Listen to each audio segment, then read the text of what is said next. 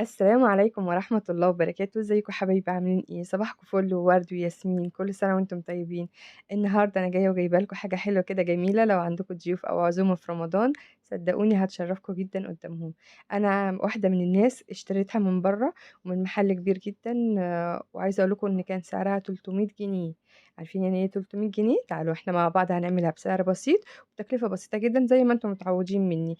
يالّا بينا نخش على الفيديو ونشوف بتتعمل إزاي. يالّا بينا.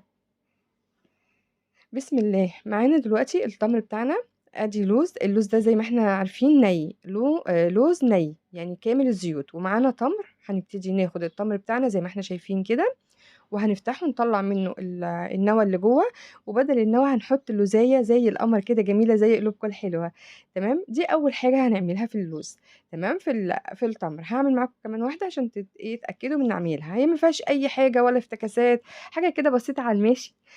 أيوه بُص فتحناه وحطينا اللوزة بتاعتنا وهكذا هافضل أعمل في كل البلح اللي عندي نفس الحكاية، تمام، ويستحسن يكون اللوز ني علشان خاطر يدّيكِ نتيجة حلوة ويكون محتفظ بكل الزيوت اللي جواه.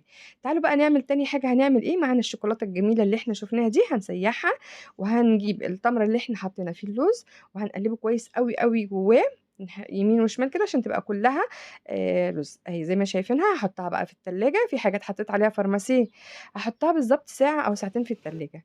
تعالوا بقى شوفوا النتيجة، بُصّوا الجمال والروعة، ما فيش حاجة سايحة، الشوكولاتة أنا ماسكاها ما فيش أي سيحان فيها على إيديّا، آدي القلب الجميل، القلب اللي من جوّه اللي زي اللوز اللي زي قلوبكم الجميلة.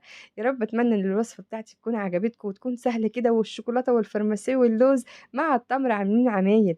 أتمنى يا رب تكون وصفتي عجبتكم وتنول رضاكم، ولو عجبتكم طبعًا عارفين ما تنسوش اللايك والشير بتاع هنّاد والاشتراك بالقناة وتفعيل زر الجرس عشان كل جديد من عندي يوصل لكم. وكل سنة وأنتم طيبين.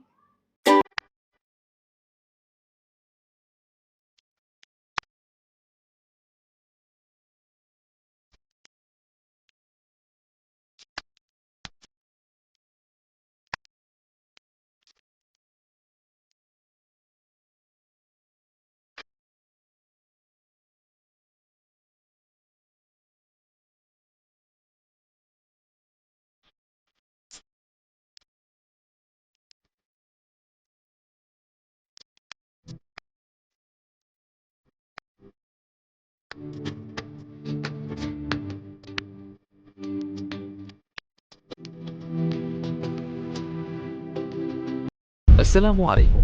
لا تنسوا الإعجاب بالفيديو والاشتراك في القناة تشجيعا لنا لنستمر بنشر المزيد إن شاء الله.